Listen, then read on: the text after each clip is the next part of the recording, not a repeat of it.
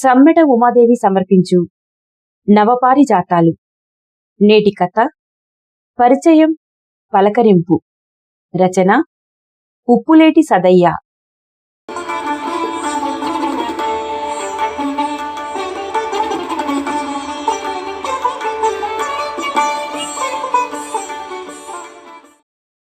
నల్లటి తారు రోడ్డు మీద ఎండబడి రోడ్డంతా నీళ్లున్నట్టు కనబడతాంది.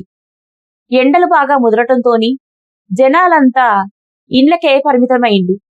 నిర్మానుష్యంగా మారిన రోడ్డు పక్కనే తాటికమ్మల చిన్న హోటల్ ఉన్నది. పొద్దుగడవనోళ్లంతా హోటల్లో కూసోని హచ్చిరాని ముచ్చట్లు చెప్పుకుంటాండ్రు. అందరి చేతుల నలిగిన వార్తా పేపర్ చదువుతూనే పక్కన ఉన్నోళ్ల మాటలు వింటాండు శ్రావణ్. కటకటమని సప్పుడు చేసుకుంటా పాత సైకిల్ తన రుణం తీరలేరు, ఇంకా ఊడిగం చెయ్యాలే, ఈ జన్మకు ఇంతే అన్నట్టు చేసేదేమీ లేక తన యజమానిని మోసుకత్తాంది. అంత ఎండలో కూడా బనీని మీదనే ఉన్నాడు గాని ఒంట్లకెళ్ళి ఒక్క చెమట చుక్క కూడా అత్తలేదు. ఏమత్తది? చుట్టుగా అచ్చే సైకిల్ దొక్కుకుంటా కండగాని కొవ్వుగాని ఉంటే గదా చెమటనో మొసనో అచ్చటానికి. వస్తూనే హోటల్ కాడున్న అందర్నీ చూసి పాత సోపతిగాలను కలిసినట్టు ఆగి అందరు మంచిగున్నారే అని అడిగిండు సంబురంగా. ఆ మంచిగానే ఉన్నాం అని బదులిచ్చిండ్లు హోటల్లున్నోళ్ళు. పగటేలా బయలుదేరినవేటో అని ప్రశ్నించిండు సైకిల్ మీద మనిషిని హోటల్లోని ఒక ఆయన. పాత ఊరికే అని సైకిల్ మీద నుంచి సమాధానం వచ్చింది. అప్పుడే ఊరు పాతదైపోయిందానే? హోటల్లో ఒక మనిషి ఎద్దవా చేసినట్టు అడిగిండు. అందరు గట్లనే అంటాన్లు, నేను కూడా గట్లనే అంటి అని తన తప్పేమీ లేదన్నట్టు సమాధానం చెప్పిండు. అయితాయే గాని కొత్త ఊళ్ళో ఎట్లున్నదో మరి? ఇంకో మనిషి అడిగిండు. ఏమున్నదే, బొగ్గునాల బోడ, ఒక చెట్టు లేకపోయే చేను లేకపోయే. ఆనకాలం చలికాలం ఏమనిపించలే గాని ఎండాకాలం తుకతుక ఉడకబెట్టినట్టు అయితాంది. పాత ఊళ్ళో ఉన్నప్పుడు పట్టేంత సౌలతుండే, ఏం చేసినా నడిసింది. ఇక కొత్త ఊళ్ళ గవర్నమెంటోడు ఎద్దడిగడు జాగిచ్చే, అన్ని గిన్నెలనే చేసుకోమని చేతులు దులుపుకునే. పాత ఊళ్ళే గుడిసెలు, గూనిండ్లు, గుమ్ములు, గరిసెలు, అరాక్క దినుసులుండే. కట్టెల పొయ్యితోని ఇల్లంతా మసిబట్టి కారుదూసంలోని ఉండే ఇంట్ల ఒక్క దోమ లేకపోయే. ఇక కొత్త ఊళ్ళే ఒకడిని చూసి ఒకడు బంగ్లాలు కట్టిండు. సర్కారోడిచ్చిన పైకం ఎటూ జాలకపోయే. బాగా మంది ఇండ్లకు పూతులు పెట్టలే. అయ్యా, ఇక దోమలంటావా ఈగల కంటే దొడ్డుగున్నాయి. అది గుడితే కంతులొచ్చి పానం ఎల్లుకపోతాంది. గుడ్డు ఈగబరెల రక్తం దాగినట్టు గీ దోమలు మనుషుల రక్తం తాగుతున్నాయి. పాత ఊళ్ళో ఉన్నప్పుడు సుట్టపోళ్ళు 100 మంది వచ్చినా ఇంట్ల మెదిలేటట్టు సౌలతుండే. ఇప్పుడు కొత్తింటికి సుట్టపోడొత్తే ఉన్న 2 అర్రలల్లా మేమే ఉంటుంది. ఇంటి ముందట ఉచ్చపోద్దామంటే జాగలేకపోయి ఇక చుట్టాలెక్కడుంటారు? అంత ఇరుకు జీవితాలు అని కొత్త ఊరికి పాత ఊరికి మధ్య ఉన్న తేడాలు చెప్పకనే చెప్పిండు సైకిల్ దిగి హోటల్కొచ్చుకుంటా. హోటల్ అంతా నిశ్శబ్దంగా మారిపోయింది. సైకిల్ మీద వచ్చిన మనిషే కల్పించుకొని, మీరు ఇల్లు కట్టరా? ఇక రారా? గీ పాతుల్లోనే ఉంటారా? ఊరి మీద పీడంతా మీ మీదికెళ్ళి పోతుంది కాదు, ఇల్లు మొదలు పెట్టకపోయిండ్రే అని ప్రశ్నిస్తూనే మార్గం చూపిండు. ఏం కడతమే ఇండ్లు సల్లగుండా. అచ్చినోనకేమో బాగా పైసలొచ్చే, రానోని నోట్ల మన్ను వడే. చిన్న కొలతో పెద్ద కొలతో వస్తే అప్పులున్నోడు అప్పులు గట్టే, ఆడిపొలగాండ్లున్నోడు ఒక అయ్య కాళ్ళు గడిగి లగ్గం చేసే. ఇక పైసలే ఏడున్నాయి, ఇండ్లు ఎడగడతాం? కొత్త ఊళ్ళకు అచ్చేతట్టే ఉన్నది మేము. ఎంతమంది ఉన్నరే?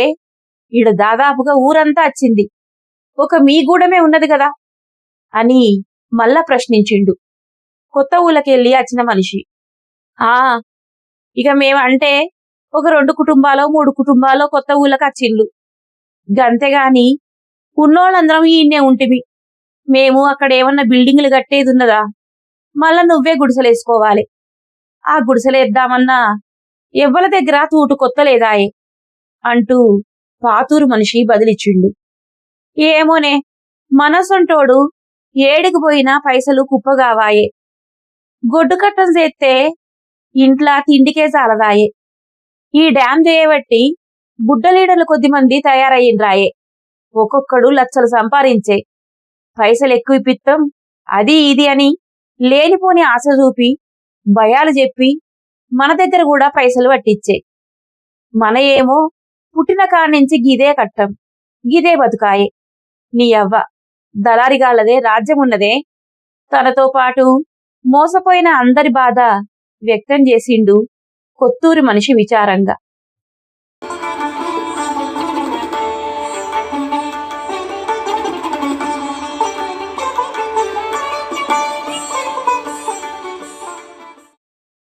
అప్పటికే అందరి చేతిలో నలిగిన పేపరు శ్రావణ్ చేతులలో కూడా కొంత నలిగి ముఖ్యమైన విషయాలు చెప్పి టేబుల్ మీద పడ్డది.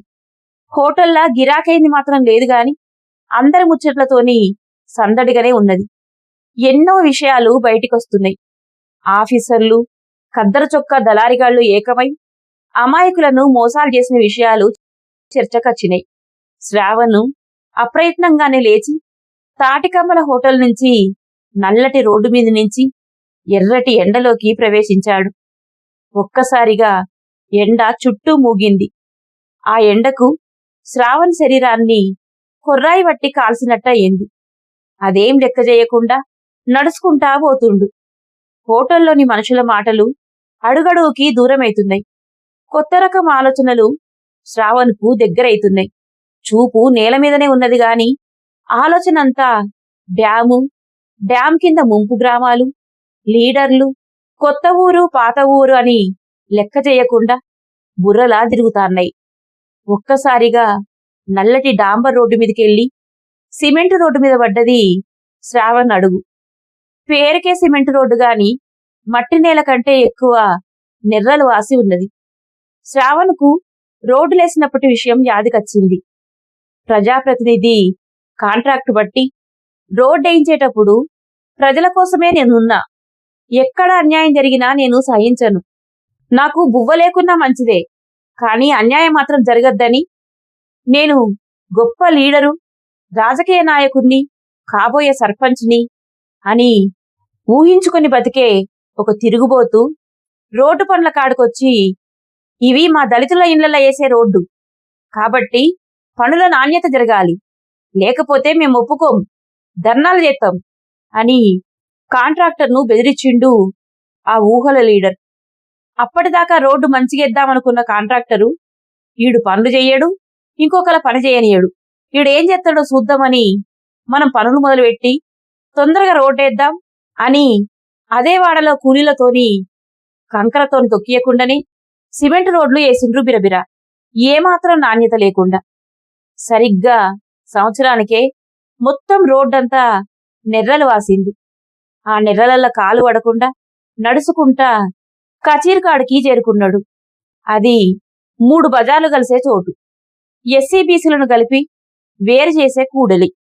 కచీర్ పక్కనే సర్కార్ బాయి, టెలిఫోన్ బిల్డింగ్ ఇంకొక పక్క దూదేకుల ఇండ్లు. ఇప్పుడు ఆ ఇండ్లు కూలిపోయి ఉన్నాయి. సర్కార్ బాయి మీద గిరుక నీళ్లు సేదే తాడు లేకుండా ఉన్నది. పేరుకే కచీరు గాని ప్రస్తుతం ఎక్కడా ఆ ఛాయలు కనిపిస్తలేవు. బిల్డింగు, సర్కార్ బాయి, దూదేకుల ఇండ్లు, పీరులు పెట్టే ప్రాంతం. శ్రావణ్ని చూసి నవ్వి, చూసినవా శ్రావణ్, అందరూ ఊళ్ళకెళ్ళిపోయిండ్రు, మేము ఒంటరిగా మిగిలినాం. సుట్టం సూపు కన్నా ఎవ్వరు అత్తలేరు, నువ్వన్నా వచ్చినవు, సంతోషంగా ఉన్నది అన్నట్టు అనిపించింది శ్రావణ్కి. శ్రావణ్ అడుగు ముందుకేయకుండా కచీరు కాడనే ఆగి తీక్షణంగా చూడసాగాడు. బిల్డింగ్కెళ్ళి చూసి చిన్నగా నవ్విండు. ఏం శ్రావణ్ అట్లా నవ్వుతున్నావు? నువ్వు బల్లె చదువుకున్నప్పుడు, మీ ఇంట్లో చదువుకునే పరిస్థితి లేనప్పుడు నువ్వు మీ దోస్తులు నా దగ్గరకొచ్చి చదువుకున్నారు.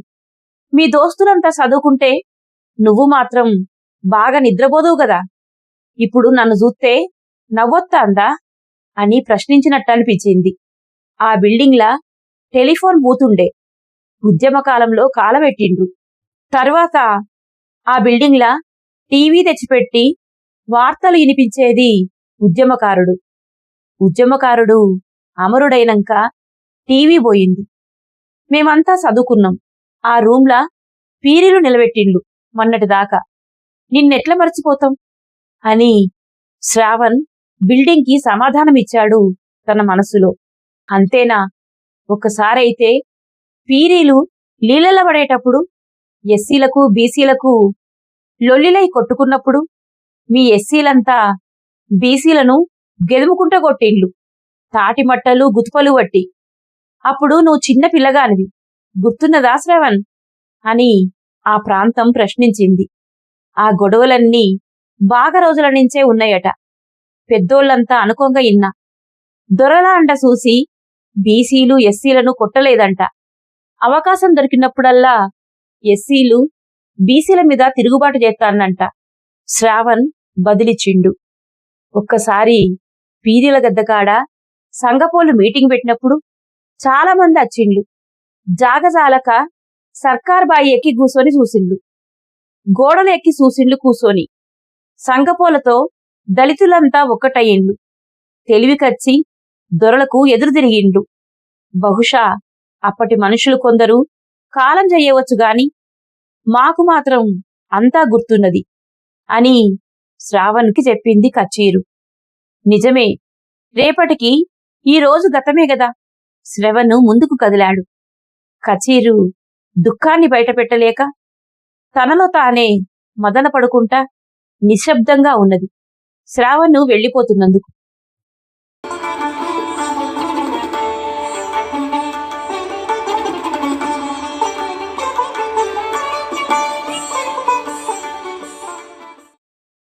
కచేరు దాటి కొంచెం దూరం పోంగనే దొరగోడ మొదలయింది. ఆ గోడ చేతి నిలువెత్తు కంటే ఎత్తుతోని గజం మందంతోనే ఉన్నది. గోడని ఆనుకొని మంగలి ముసలాయన బండమీద కూసోని అటూ ఇటూ చూసుకుంటా పెంటన తీసేటోడు. ఇప్పుడు ఆ మంగలివాడు పెంటన చేసుడు లేదు. కాని మంగలి ముసలాయన కూసున్న జాగ మాత్రం ఏటో పోతున్నావు అని శ్రావణ్ణి పలుకరించింది. సమాధానం చెప్పలేక అడుగు ముందుకేశాడు. నేను చిన్నతనంలా పెంటర తీస్తే ఎంటికల మీదబడి ములముల పెట్టి ఏడ్చేటోడివి. పెంటరగొట్టుడైనంక ఎంటికలు గీకంగా గులగుల పెట్టి నవ్వుదువు అని గుర్తు చేసింది. చూడు శ్రావణ్, ఎండరాక గడానికే అచ్చినోళ్ళందరూ మంచి చెడు మాట్లాడుకునేది. ఇవన్నీ ఇని నా చెవులు తూట్లు పడేది. వాళ్ళందరూ మాట్లాడుకున్న సంగతులన్నీ చెప్తాను, ఇంటవా అన్నట్టు చూసింది. తర్వాత అత్త అన్నట్టు శ్రావణ్ అడుగు ముందుకేస్తున్నాడు. పక్కనే కూలిపోయిన కోమటిల్లు శ్రావణ్ను తన చిన్నతనంలా ట్యూషన్కి పంపితే కోమటి సారు కొందరికి దూరంగా గలుమకాడ కూసోబెట్టేటోడు. దూపైతే నీళ్ళియకపోవు, ఓనమాలు రాకపోతే చేతులు కాకుండా కట్టెబెట్టి కొట్టిన ఇల్లది. అదేం ఖాతరు చేయకుండా మూల తిరిగిండు. 2 పెద్ద ఇండ్ల మధ్య వెడల్పు రోడ్డు, గలుమలకు పెద్ద పెద్ద దర్వాజలతోని కోట లెక్క ఉన్న ఇండ్లు. దొరలు లేరు, ఇండ్లు మాత్రం చెక్కు చెదరకుండా ఉన్నాయి. అవి ఏ కాలం నాడు కట్టినయో మా తాతలకు కూడా తెలియదట ఇండ్లు కట్టిన సంగతి. దొరలున్నప్పుడు చాలా సందడిగుండేది. దొరల ఇండ్లు దాటేదాకా మాదిగ మన్నెపోళ్ళు అటు దిక్కు పోవాలంటేనే యమలోకంకు పోయినట్టు అనిపించేది అనుకుంటా పోయేదట. ఎస్సీలు బీసీలు అని ఏం లేదు, బాగా చెల్లించుకున్నారట. ఒకసారైతే మేకను మేపడానికి తుమ్మమండ నరికినందుకు కాపు మనిషిని కొట్టి చంపిండ్లు. ఉద్యమాలు మొదలైనాక దొరలాహం తక్కువయింది. దొరలు మాత్రం లేరు గాని దొరతనాలు బీసీలతో పాటు ఎస్సీలకు కూడా అబ్బినాయి. బాగా బలిసిన గుండాల్లెక్క ఉన్న దర్వాజలు ఎటురా శ్రావణ్, ఎవళ్ళు లేని ఊళ్లకు పట్టపగలైపోతున్నావు అన్నట్టు చూస్తున్నాయి. బలం లేని జనం ఇడిసిన ప్రాంతంలోనే చరిత్రకు ఆధారమైన ఆనవాళ్లు ఉంటాయి. అవి అవి ఎతుకులాడుతూ పోతున్నా అనుకుంటనే అడుగులేస్తున్నాడు. గడిలు దాటంగానే హనుమాన్ల గుడి వచ్చింది.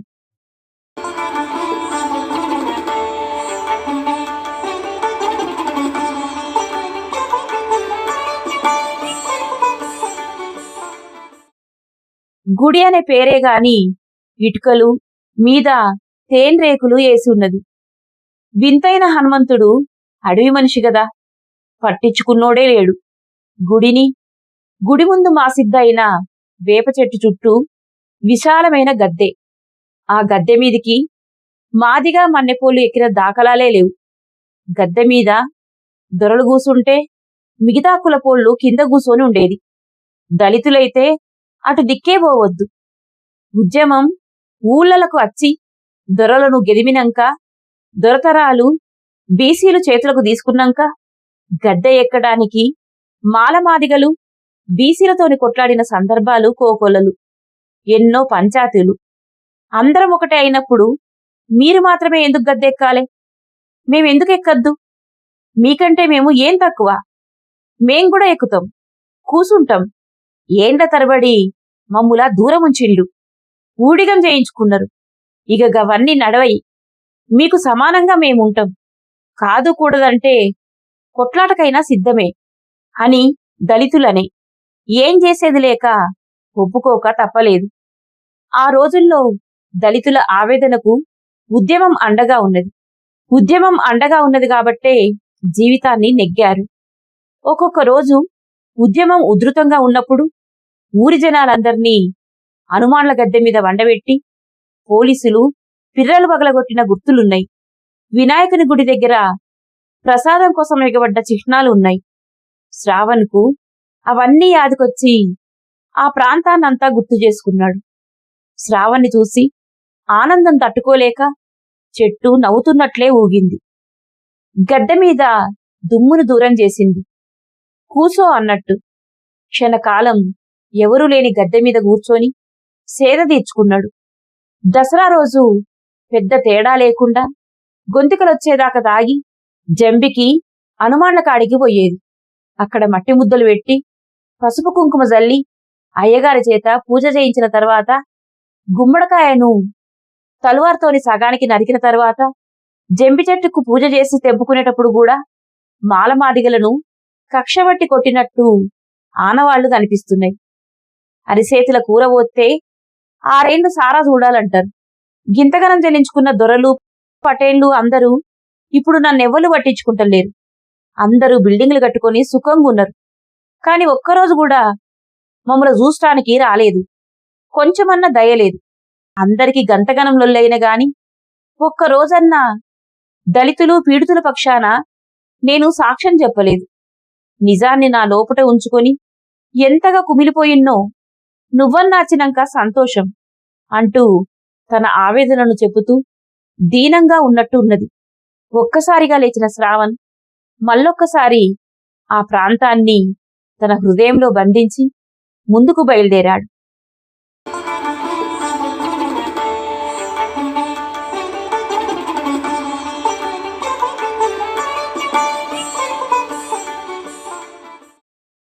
ముప్పై 6 కోట్ల దేవుళ్ళ కంటే ముందు పోషమ్మ అని చెప్పుకునే దేవత ఒంటరిగున్నది. అప్రయత్నంగానే శ్రావణ్ దృష్టి అటువైపు వెళ్ళింది. పోషమ్మ దగ్గర పసుపు లేదు, కుంకుమ లేదు, కోడి తలకాయలు చూడలేదు. ఊళ్ళే శుభకార్యం జరిగినా ఎంత పెద్దోళ్ళైనా పోషమ్మ కాడికి పోయినాకనే మిగతా పనులు చేసుకునేది. అట్లాంటి పోషమ్మ ఇవాళ దిక్కులేనిదయ్యింది. బడికి పోయే రోజుల్లో శ్రావణ్, అనిల్ యూరియా సంచుల పలకబల్పం వేసుకొని నా దగ్గరకు రాగానే ఇద్దరు కలిసి మొక్కుకునేటోళ్ళు. అనిల్ డబ్బులు బాగా సంపాదించాలని మొక్కుకుంటే నువ్వు మాత్రం చదువు బాగా రావాలని మొక్కేది. గుర్తున్నదా? కోళ్లు మేకలు కోసి కోరికలు కోరుకొని నాకేం మిగలకుండా ఆళ్లే పట్టుకపోయేది. ఇప్పుడు నాకేం కావాలో పట్టించుకునే దిక్కే లేదు. నువ్వచ్చినవు నన్ను చూడ. మంచిగున్నవా? చదువు బాగా వచ్చిందా? మీ అనిల్ కోటీశ్వరుడయ్యిండా? పలకరించింది ఉత్సాహంతో. శ్రావణ్ అలాగే ఉండిపోయిండు. నన్నిడిసిపెట్టి తట్టాబుట్టా చదురుకొని ముందుగాలే నిన్నిడిసిపెట్టిపోయిండు. నేను డ్యాంలో పోతగావచ్చు అంటూ తన బాధంతా చెప్పుకొచ్చింది. చేసేదేం లేక శ్రావణ్ బయలుదేరి కోమట్టవాడ దాటి గ్రామ పంచాయతీ దాటిపోతున్నాడు. బొగ్గులు చెక్కపేళ్లు పడి ఉన్న జాగ కనిపించింది. అది వ్యవసాయదారులు ఒక్కటై తమ ఈసీఎంలు మరమ్మతులు చేసుకునే కొలిమి అది. కర్రు, గొడ్డలి, గడ్డపారలు పదును పెట్టి, నాగళ్ళు, గుండుకలు, కచ్చలాలు పెద్దబాడిస చిన్నబాడిసతోటి సరిజేయంగా లేసిన చెక్కపేళ్లవి. మిగిలిన బొగ్గులు శ్రావణ్ నమస్తే అని పలకరించి, నేను ఇప్పటికీ మండటానికి సిద్ధంగానే ఉన్నా అన్నట్టు చూస్తున్నాయి. బొగ్గుల అగ్గి రగులితే మంట ఆరుతుంది అనుకుంటనే శ్రావణ్ పాదాలు ఇరుకు తొవ్వ నుంచి బడివైపుకు నడిచినాయి.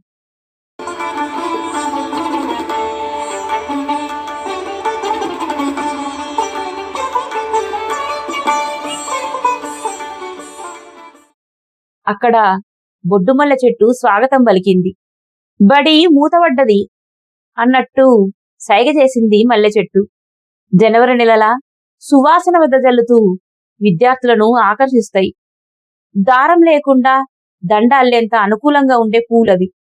చిన్న చిన్న పాదాల కింద నలిగిన మొక్కలు తలెత్తి మేం చదువుకుంటాం గాని పంతుళ్ళు లేరన్నట్టు ఉన్నది. బడిని చూడంగానే శ్రావణ్కు దుఃఖం ఆగలేకపోయింది. ఎంతో మందిని అక్షరజ్ఞానులను చేసిన గొప్ప చదువుల గర్భం అది. లేలేత పాలబుగ్గల పసిపాపలకు ఆటలు, పాటలు, అక్షరాలు నేర్పిన బడి. విద్యార్థులంటే ప్రశ్న జవాబులని కాకుండా ఎన్నో సామాజిక అంశాలు నేర్పిన బడి. దొరకాలం ఉపాధ్యాయులను తిట్టినప్పుడు విద్యార్థులలో చైతన్యం నింపి దొరల మీదికి తిరగబడితే క్షమాపణలు జపించేదాకా పట్టువదలని ధైర్యం నేర్పిన బడి అది. ఇవన్నీ తలుచుకొని శ్రావణ్ కుమిలిపోతుంటే, బాధపడకు, నాకు బాధగానే ఉన్నది. పిల్లలతో కలకలలాడే నేను ఈరోజు గొడ్రాలనైపోయినట్టుగున్నది. తిరుగుబోతు పోరగాండ్లు చెయ్యరాని పనులు చేస్తాండ్లు. తాగిపారేసిన బీరు సీసాలు ఇదొక బూతు బంగ్ల తీరయ్యింది. ఇట్లా ఏదో పనులు చేసినప్పుడల్లా గతకాలపు సంఘటనలు గుర్తుకొచ్చి దుఃఖం ఆగదు. సర్కారోడు డ్యాం గట్టి ప్రజలందర్నీ చిందరవందర చేసిండు. నా బాధ ఎవరికన్నా చెప్పుకుందామంటే ఇటు ఎవ్వలు తొంగి చూడరాయే. అచ్చిన తాగుబోతు పొరగాండ్ల కన్నా చెప్పుకొని బాధ తగ్గించుకుందామంటే వాళ్లకు తల్లి ప్రేమనే ఎరకలేదు. ఇక నా ప్రేమ ఏమి ఎరకైతుంది అంటూ ఆవేదన వ్యక్తం చేసింది బడి. కళ్ళ నిండా నీళ్లు. ఎర్రగా మారిన కళ్ళను చేతితో తుడుచుకుంటూ పోవుడు ఇష్టం లేకున్నా వెనకకు తిరిగి చూసుకుంటా పోతాండు శ్రావణ్. మీదబడి బోరున ఏడవాలని బడికి ఉన్నా కదలలేక, కదిలే స్థితి లేక అక్కడే ఉండి శ్రావణ్ గమ్యాన్ని చూస్తూ ఉండిపోయింది. రోడ్డుకు రెండు పక్కల కూలిన గోడలు, ఇప్పిన కప్పులలోని ఇండ్లు లెక్కలేవు. కాని ఇండ్ల ఆనవాళ్లు కనిపిస్తున్నాయి. పనికొచ్చే వస్తువులు మాత్రం తీసుకొని పనికిరానివి వదిలేసిపోయిండ్లు స్వార్థజనం. ఆ కూలిన గోడల మధ్యలోకెళ్ళి శ్రావణ్ నడక జరుగుతున్నప్పుడు అక్కడక్కడ ఇప్పని ఇండ్లు కనిపిస్తున్నాయి. అండ్ల మనుషులు కూడా ఉన్నారు గాని ఎండకి బయటకి రాక ఇంట్లోనే బంధించినట్టు ఉన్నారు. దూరంగా పేలిపోయిన రంగుతో ఒక గోరి కనిపిస్తుంది. శ్రావణ్ నడక దగ్గరైన కొద్దీ గోరి రంగు ఎరుపని తెలుస్తుంది. అన్ని కాలాలకు గురై పేలిపోయిన రంగు కాని రంగు మాత్రం ఎరుపు రంగు. అది విప్లవ వీరుణ్ణి, అతని చరిత్రను తెలిపే ఎర్రని రంగు గల గోరి.